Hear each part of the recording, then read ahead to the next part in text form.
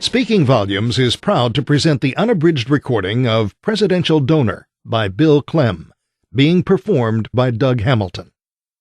Presidential Donor by Bill Clem. Prologue.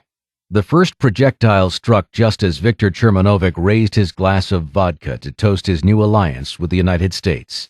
Glass and hand vanished in a blinding explosion of skin and bone. Nothing remained where his wristwatch was a moment earlier.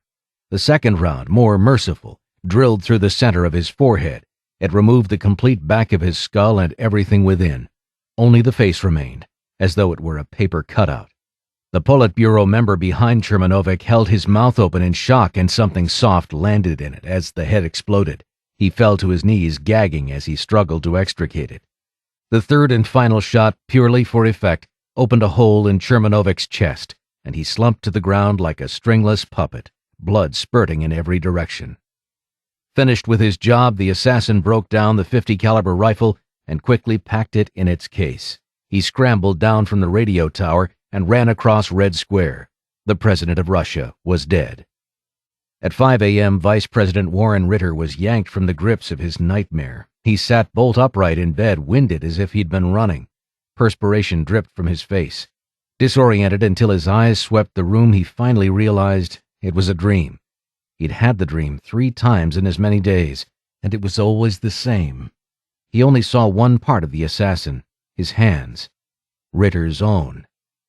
Earlier, Ritter fell asleep while listening to the 11 o'clock news report on CNN.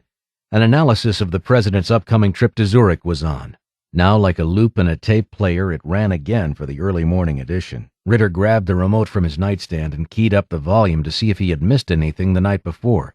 His least favorite correspondent reported his least favorite story. President Thomas Lloyd will travel to Zurich, Switzerland tomorrow to meet with Russian President Viktor Chermanovich to sign the U.S.-Russian oil pact. The plan calls for a $4 billion grant to Russia to jointly develop 1.2 million acres of oil fields in the Northern Territories along the Arctic Circle. Conoco Oil will hold the drilling contract for the United States.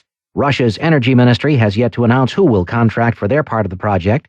The summit has drawn harsh criticism from opponents who say the United States has already given Russia too much. Washington insiders say even the vice president, well known for his dislike of Russia as far back as his CIA days, opposes it. He has said privately he objects to giving them a handout to rejuvenate their crumbling military.